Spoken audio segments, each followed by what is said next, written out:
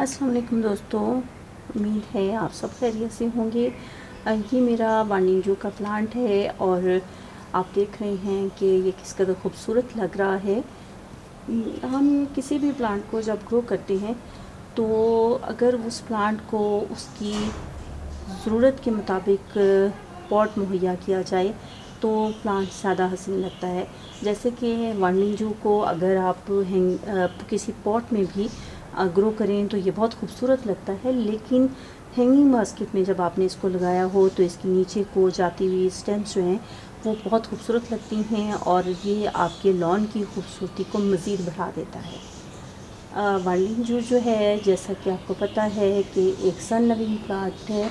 मेरा ये प्लांट जिस जगह पे पड़ा हुआ है वहाँ पे इसको कुछ देर की डायरेक्ट सनलाइट मिल रही है और उसके बाद इसको इनडायरेक्ट जो है सूरज की हीट जो है मिल रही है। और आप देख रहे हैं कि इसकी ग्रोथ भी बहुत ज़बरदस्त है, इसके कलर भी बहुत शानदार हैं। और दूसरे जो मैंने आपसे आज एक चीज़ शेयर करनी थी वो ये थी कि जो मेरी एक मिस्टेक है वो मैं आपसे शेयर कर रही हूँ, और वो ये कि जब भी आप किसी प्लांट को हैंगिंग पॉट में लगाते हैं तो उसके लिए अगर आप सॉइल मीडियम जो है वो लाइट वेट इस्तेमाल करें तो वो उसके लिए बेस्ट रहता है। मैंने अपनी कुछ जो है हैंगिंग बास्केट जो हैं उसमें स्पाइडर प्लांट ग्रो किया हुआ है और उसमें कोकोपीट जो है मैंने इस्तेमाल की थी। उसके बाद मैंने कोकोपीट जो है मज़ीद ऑर्डर की ऑनलाइन और वो मैंने मंगवाई। लेकिन वो कोकोपीट जो है, जैसे हम कोकोपीट को गीला करते हैं, उसको पानी में रखते हैं और वो फूल जाती है, वो कोकोपीट सही नहीं निकली। उसने पानी को जज़्ब नहीं किया। अच्छा, उसके बाद जिनसे मैंने ऑनलाइन मंगवाई थी उनसे मैंने उस बात का पूछा कि भी ये सही नहीं है। उन्होंने कहा कि कोई मसला नहीं है, ये ठीक है, आप इसको, वो ब्लॉक भी इवन अलहदा नहीं हुआ, उसको हाथों से अलहदा करना पड़ा, तोड़ना पड़ा।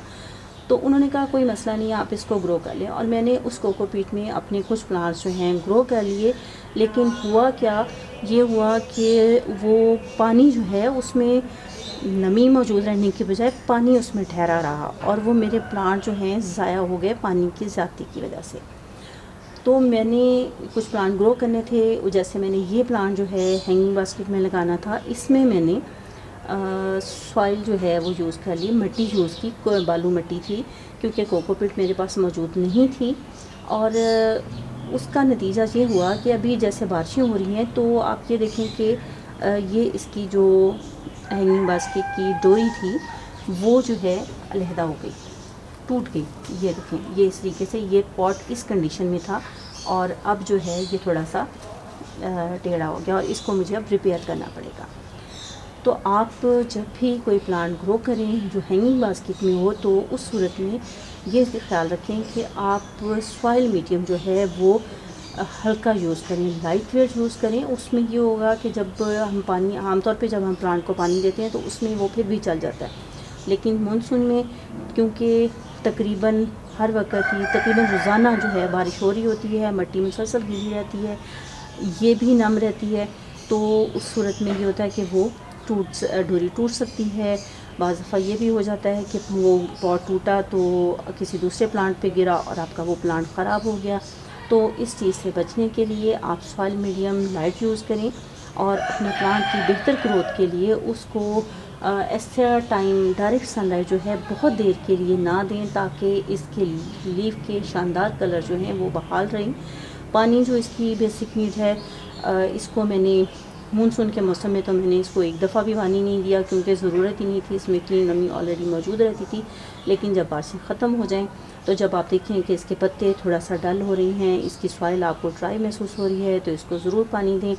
खाद जो है वो भी इसके लिए कुछ बहुत ज़्यादा नहीं है, लेकिन ज़रूरी नहीं है, लेकिन जब इसकी इतनी अच्छे से ग्रोथ हो रही है तो लाज़मी बात है कि मिट्टी में से ये ग़िज़ाइयत ऑब्ज़र्व कर रहा है और हासिल कर रहा है, तो मिट्टी की ताकत ख़त्म हो रही है। तो इसके अंदर आप काऊ डंग जो है उसको अगर आप लिक्विड बना के उसका वो इसके अंदर ऐड कर दें तो इसको फ़ौरी तौर पे इसकी खुराक मज़ीद मिल जाएगी और आपके इस प्लांट की खूबसूरती मज़ीद बढ़ जाएगी। ये प्लांट आप चाहें तो इसको किसी पॉट में भी ग्रो कर सकते हैं, लेकिन आपने देखा कि हैंगिंग बास्केट में इसकी खूबसूरती जो है वो आपके लॉन की रौनक को और बढ़ा देती है।